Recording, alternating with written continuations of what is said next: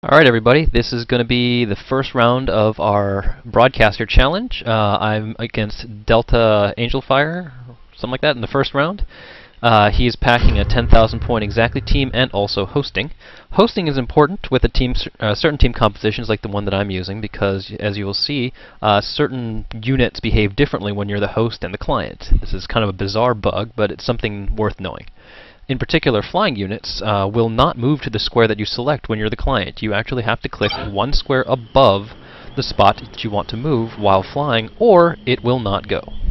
I'm also starting on the side of the map, which is a little bit less forgiving for what I'm about to do, which is randomly and aggressively jump all the way to his corner of the map. The corner of the map, or the side of the map that I'm starting on here, is actually a little bit better in all respects. It's got that balcony-like terrace behind it, which I don't even know why it's there exactly, but it allows you to plant a sniper on it, which is just... I don't really know what they were thinking, but it's going to work out in my favor, because you can guess what I'm packing here. We did have a map selection process, and it came down to this map, so it's not as if I just, chose this and then cheesed the heck out of it. For what it's worth, I think Delta is playing a squad that he hasn't played in a little while as well, so for all I know, it could also be full of dirty things like Archangel snipers and whatnot. Now, my sniper is squad side, but is not Archangel. So, to that end, I can be a little bit aggressive, but I also have to be a little bit picky about where I stand, because I can't just float above the buildings and ignore most of the LOS on the map. Consequently, you can see here that I'm setting up to play primarily on my left side of the map, his right side of the map. The camera is gravitating back towards the sectoid because he hears something, not that that's particularly helpful. If the cursor looks a little bit odd for a PC game, it's because I'm playing with the Xbox controller. I picked one up a few days ago. It works nicely, although it takes a little bit of getting used to, and you'll probably see me fumbling when I try to go for the flight controls. But one thing it does better than the PC is it does give you more accurate control over flying units. It is also substantially less prone to screw up with lag of various sorts. This is because the cursor just plain moves slower than you can move a mouse. Jumping the mouse around all over the screen is part of what causes the game to be sort of freaked out, especially under high lag conditions. Being that I'm the client, this is all in my favor, because if somebody's going to get screwed by lag, of course it's not going to be the host. I do hear a little bit of rustling in the bushes. The bush sound only comes out when he moves through some squares of grass. In particular, the ones nearest the crypt are full of grass and not so much full of... let's see where I want to go. Not so much... the nice clear ground. I don't really want to be too aggressive with that unit just yet, and I'm not going to reveal it for scouting purposes. I do want to get a good view of what's going on, but I don't want to overcommit it, and so I'm just sort of keeping it in the back in case he's trying any funny stuff. Check the right side of the building. This side is a little bit favored by players who start on the statue side of the map because of this pod here. The pod provides excellent cover. It's a 2x2 square, which allows you to block line of sight. And getting back out of line of sight is what I'm going to do here, because you really don't want your head sticking around the corner when he comes. If he's got mind control, if he's got grenades, if he's got pretty much anything, he will be able to use it on me if he can see me. Consequently, I don't want to be seen. Therefore, you should always try to back your units up at least an extra square away from the corner to prevent getting spotted. Unless your plan is to be bait. I'm sending this sectoid out here. I'm going to hunker it down so it's not super easy to just take out. But if anybody's creeping out around that ledge, I want that to show up and potentially bait them out a little bit. This nice corridor down the middle here is what I want with my sniper. Now, she's behind only partial cover, but if they get close enough that that's an issue, well, I've got bigger problems. She should also have a good avenue down this corridor, which of course takes through the building and part of the right side of the building. And I'm primarily defending against the right in case he tries to come that way. Most players, like I said, tend to favor this pod back here. However, the rustling in the bushes suggests that he is actually right here, and if he's smart, he's probably doing the same thing that I am, hiding behind this series of... Oop, I can't point with the mouse cursor when I'm using a controller, sorry. Oh, yes I can. He's probably hiding in these bushes right here, and he's probably just rustling back and forth, checking the corner, backing up, checking the corner, backing up, because he doesn't want to come out here any more than I do. What I'm going to try and do is use the sectoid over here to bait him into taking a shot, at which point he will be exposed to the squad site sniper. He'll know there's a sniper by then. I mean, it's not too hard to figure out, you just got shot from off screen, right? But when he starts moving as if to approach a squad site sniper, which I'm sure he knows how to do, that will hopefully leave him open to an approach from behind from this guy, who is biding his time in the back there. I cannot tip my hand that he's back there. If anything shows up, then I need to get him the heck out of... Oh, what is going on? Okay. Thin Man just showed up on the other side of the map from what I was expecting. I'm not even sure how I saw him, and my Overwatch shot missed. That also clearly gave away what I've got there. That means that he's trying to outflank me on the right side of the map, and I... Yes, everybody loves squad site snipers. So he is over there, and I need to do something about that. Crap. This is going to be really risky. I'm just going to run out here and hope that he does not have like 5 guys on Overwatch over there. I'm probably going to get shot. Oh! Okay, he's not there. And that gives me a shot on the Thin Man. Oh, hey, it's a floater! Well, that was unexpected. Unfortunately, that's a garbage chance to hit. And it didn't actually put him in line of sight of my sniper. So, this could get interesting. I don't really want to leave this guy here, and this unit is not in a particularly better position as far as getting to a firing position. So what I'm going to do is I'm just going to fake a retreat back this way. I don't want to go over there because I will get flanked even worse than I'm probably going to get flanked going here. And this sectoid, you now have to be even more effective bait. I see delay, which means I just walked into something. Yes, I did. Alright, this is about to get ugly. He's certainly outmaneuvered my starting positions here.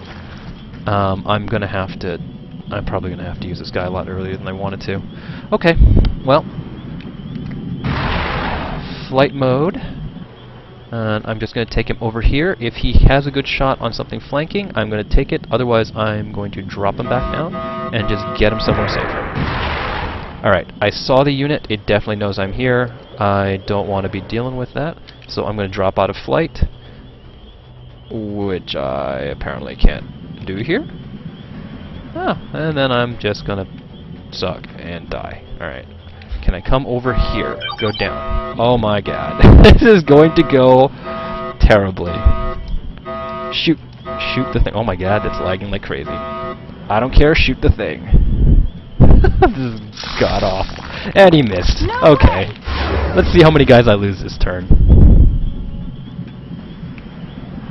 Hey Sectoid, how's it going? You're gonna get a free shot on my floater. Because I tried to move him behind that this thing. So normally what happens when you move a flying unit, at least with the mouse, it'll always go one square lower than you thought it was going to go. Which means that I tried to move to height 2 because height 1 wouldn't have worked. Cover my flank! Turns out I moved to height 2. So now I'm just kind of there. I'm taking fire. That floater over there is almost certainly going to get a flank. And this guy was just left there because I ran out of time for my turn, so he's going to be dead. I'd like to blame like a beer or something, but didn't really have one, so... Target's still up. Alright, and that is a plasma rifle, and that guy is stimmed? I'm not sure if he's stimmed or not. I'll have to check with my other unit when I get there. Given that I've only seen the sectoid and the floater as a grand total of 1,800 points, this unit here could be anything.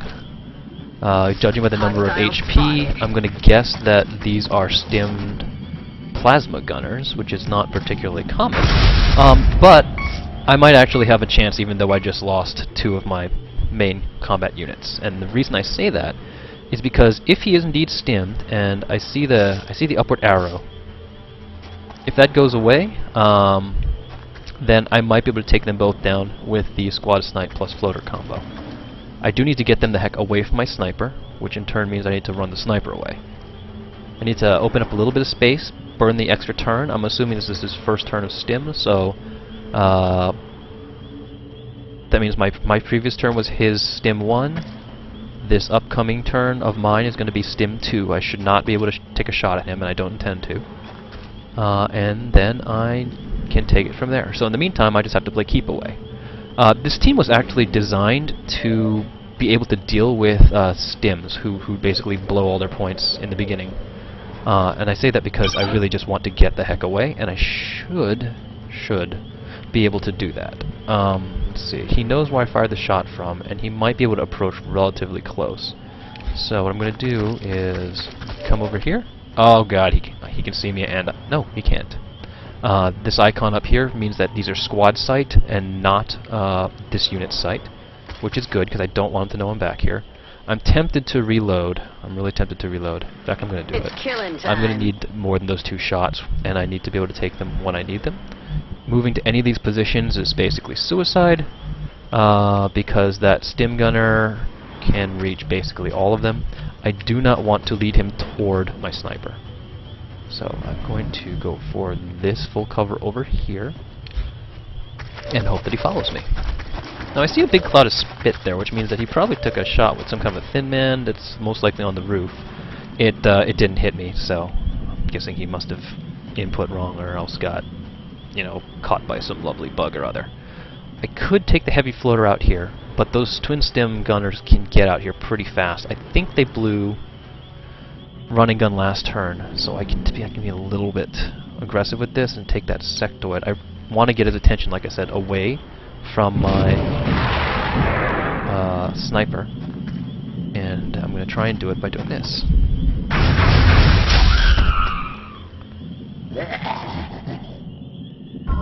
So this situation looks bleak, right? He's down 0 units, I'm down 3, well 2, about to be 3 if he gets his sectoid. The key is, though, I still actually have about 6,000 points in units.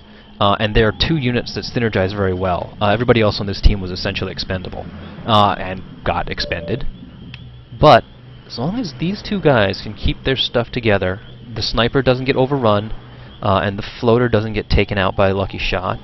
Gunners, thankfully, don't have a particularly high aim value, and having used stim means that they don't have scopes, so they're running something around 85, 90 aim at best, even though they're captain level.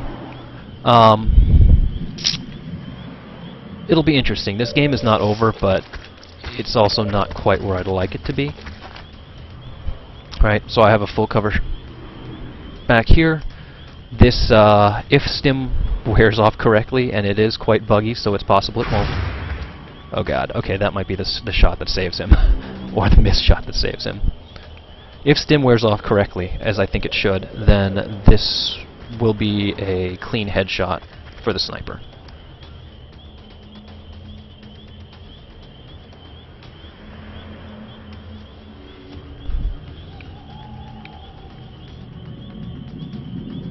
Meanwhile, floater buddy is hanging out over here.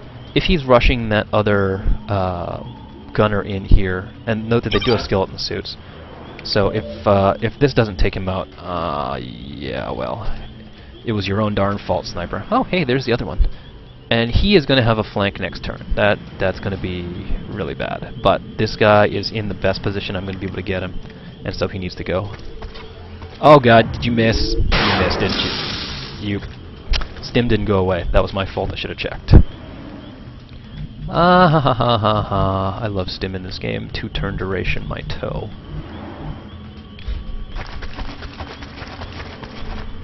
Alright, and that's what I get for not reading the tooltip, or the reading the bar correctly. Okay, so this is now going to be a 2v floater.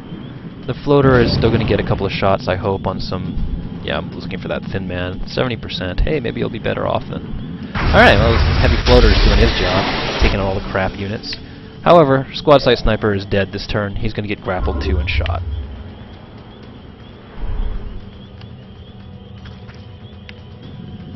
Somehow, the stim wore off on his turn.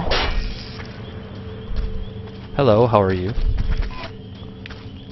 And the funny thing about heavy floaters is that they've got a lot of RNG on their side. Like, it's almost silly how much RNG is involved with heavy floater. Their protection is just the 20% bonus they get while flying, and so they're remarkably hard to hit. However, the 12 hit points isn't going to go very far against full-on plasma rifles. Oh, also, being in the air, they effectively are behind cover, so they're not easily crit either. I'm not sure where that sound just came from. My sectoid doesn't see anything. I've taken out one sectoid, one thin man. There should be an extra sectoid someplace. What I'd like to do is catch him before his run and gun comes back up, but I don't think I'm gonna be able to do that, and if he's smart, he's not gonna split up. He's gonna leave his two guys together.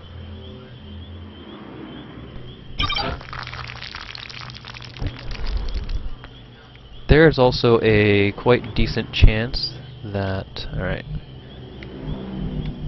I really need to just hope he makes a mistake, right? So I'm gonna try and get him to make one. I see the assault up there, of course, as a reminder, because this is an actual... I've been running from a guy that's not an assault. Well, this is going to sound really stupid when you guys watch the replay. Well, shoot. Well, the stims are out, but this guy is going to be able to move really fast, no matter what happens. I'm pretty much dead. I can't get this guy behind anything decent, because I moved him up to scout.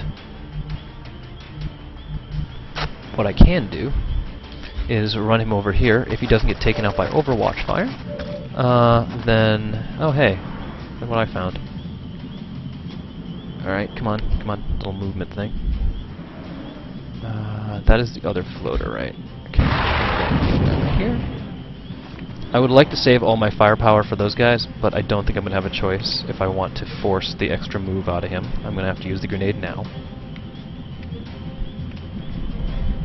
Now, one of the annoying things about using grenades on the controller is that because of the way it's set up, you can't spin it around, spin the camera once you're in free targeting mode. Alright, so I just wasted a grenade on a floater, but I had to do it. This is going to force him to move down into a flanking position for this guy.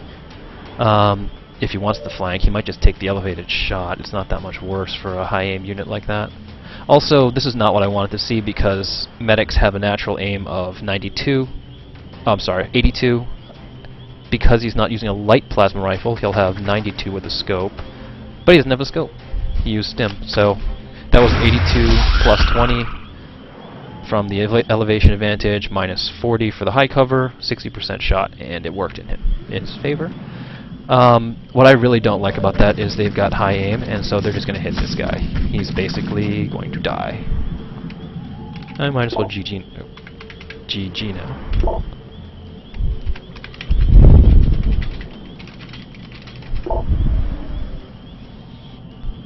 We shall see. Nope. RNG gods are perfectly happy with you. Okay, and one of my squaddies has finished bleeding out. This could kill him if I crit. We'll see. Well, what do you know? Yeah, now you're gonna die. But it's okay, because now there was only one guy left, right? Like I said, floaters, like all flying units, basically have RNG armor, so I can possibly hope to win this game by... Oh, he didn't get over here in time. Okay, now I have... What? Are you serious? I can't disable flight mode? Okay. Well, now I can hope to win this game by virtue of landing and launching myself the heck away and turning this into a hunt. That will work possibly in my favor. Just don't get shot on the way up. Whee! Alright. So the reason I'm doing this is because I've only got one shot left in my gun, and floaters do not make a sound when they move. His unit, on the other hand, was up here last turn. And by tracking the sound, I know that he's basically somewhere right around there. This will give me a turn to reload my gun. This is basically going to turn into a first shot. If my first shot hits him and it crits, then I will basically win, and if he gets a shot at me first, he is almost certain to win. He did not move that turn, interestingly. I don't know if he expects me to do this, so I'm going to try and pull this out by launching to the complete opposite corner up here now.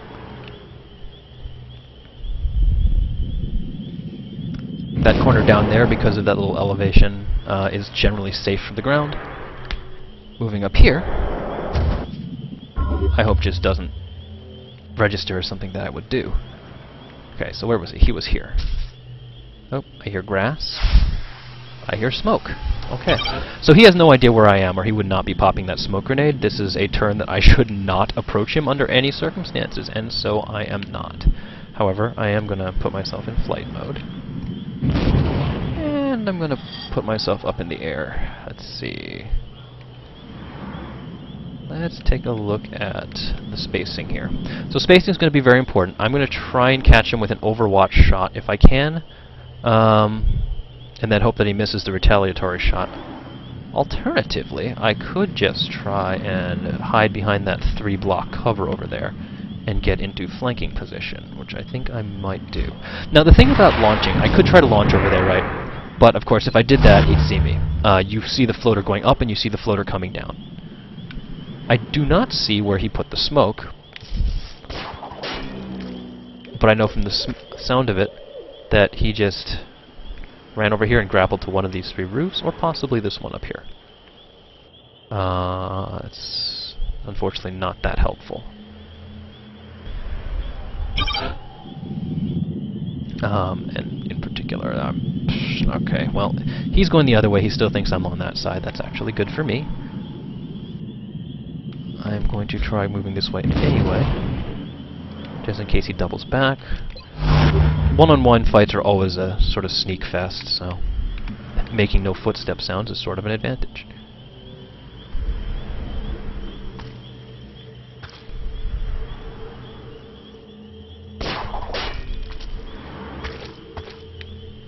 Judging by the sound of it, he's on the main building roof. I wish my camera would stop snapping back like that. But a few more squares past this and I'll be able to see the main roof. If he jumps off the roof and makes a run for it, I'll also be able to take a shot. The unit is slightly injured. I believe it's got 8 or 9 hit points left. He is just grappling back and forth between those 2 roofs, which is clever, except it means I can hear where he is. I have a 1 square margin of error, so I'm going to move approximately here.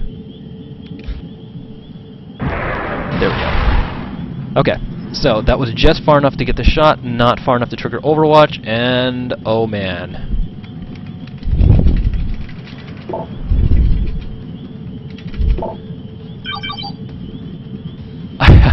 I have this much of a chance. 60%, and then another 60% to crit will win the game. If he misses, I'm dead. Here goes nothing. Oh, floater, you have failed me.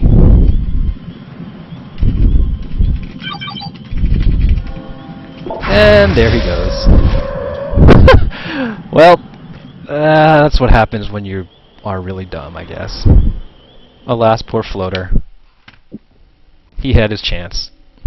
Alright, and that'll conclude this first round. We'll get that up and posted, and move on to round 2.